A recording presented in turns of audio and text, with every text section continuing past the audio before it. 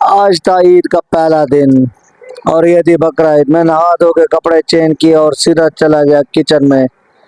तो जाके किचन में देखा तो एक पतीले में पानी बॉयल हो रहा था और दूसरी तरफ चूल्हे के ऊपर देसी घी गर्म हो रहा था और सिवैयाँ ऊपर रखी हुई थी ओवन के।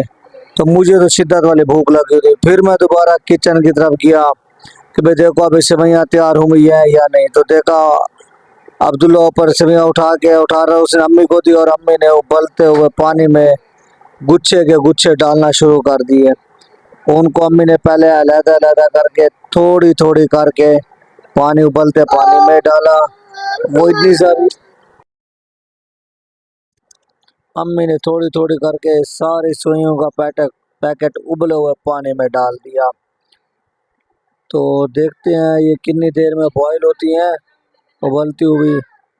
लेकिन दूसरी तो घी भी तो गर्म हो रहा था अभी, उसको भी तो काफी टाइम रहता था उसको। ओहो, एक पैकेट नहीं था, अम्मी फिर दूसरा पैकेट भी साथ लेके आ गई। आज तो मजे ही थे ईद वाले दिन, क्योंकि हमें स्पेशल प्यार भरी मीठी सिमें तैयार कर रही थी और बॉयल हो गई। और ये सिमें बहुत कम लोगों ने खाई हैं, ये किसी किसी घर में तैयार होती है। उसके बाद सिवैयाँ उबल रही थी, उबलते हुए पानी में तैर रही थी इधर उधर।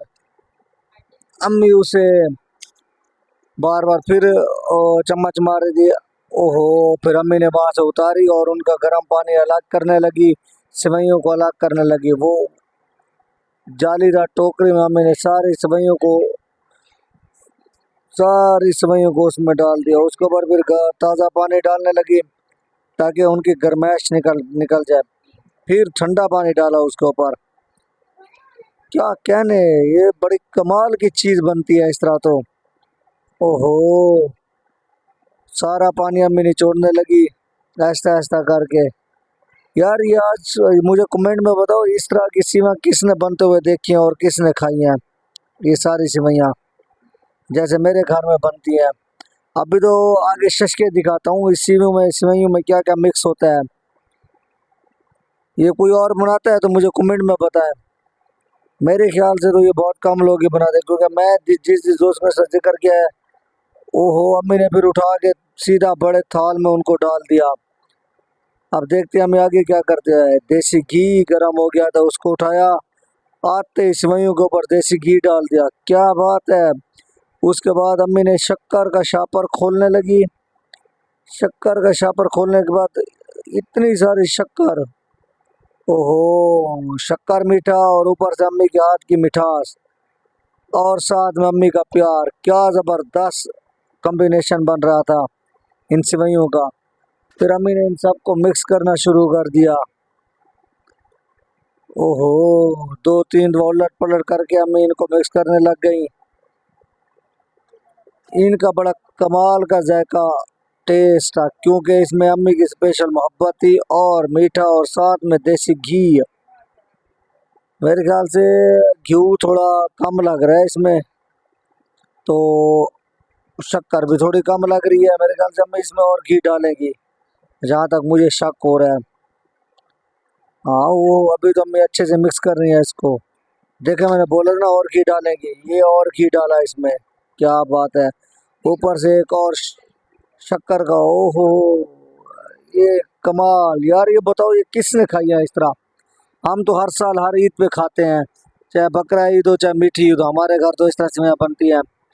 और तुम लोगों में से किसके घर बनती है तो सब कमेंट में बताना कि भाई ये किस किस ने इस तरह की सुनेगा। अगर किसी ने खाई तो मेरे साथ कांटेक्ट करो, मैं उनको खिलाऊंगा ये चीज़। बड़ी मज़ेदार और कमाल की चीज़ बनी होती है। ये अम्मी ने उठाई और बाहर ले गए। ओ, ये सारे बैठे हुए थे सेवइयाँ खाने के लिए, सारे के सारे। तो अब्बू, भाई, कज़न, मैं खुद, मैं भी फिर इनके साथ बैठ गया खाने के लिए सेवइयों को। ओहो, क्या ज़बरदस्त स्वाद है। और इधर से हाँ, ये चाचू नहीं खाते ये वाली सेवइयाँ, तो इसलिए अकेला बैठ के खा रहा था। उसके बाद घर से निकले नमाज पढ़ने के लिए। जैसे ही मैं दरवाजे से बाहर निकला तो मेरी ब्लैक कोबरा होंडा सिटी खड़ी हुई थी, जो बिल्कुल लाश पर चमक रही थी। मुझे लगता है सुबह सुबह उठ के किसी भाई ने इसकी साफ सुथराई की है। तो मैं सीधा, अब हम जाने लगे थे मस्जिद की तरफ ईद नमाज पढ़ने के लिए। तो चौक में जैसे ही पहुंचे, चौक बिल्कुल खाली थी क्योंकि नमाज का टाइम पूरा हो रहा था। और मस्जिद, जैसे मस्जिद में बैठे तो मस्जिद में फुल रश था माशाल्लाह, बैठने की जगह भी नहीं मिल रही थी मुझे, कहाँ बैठना है।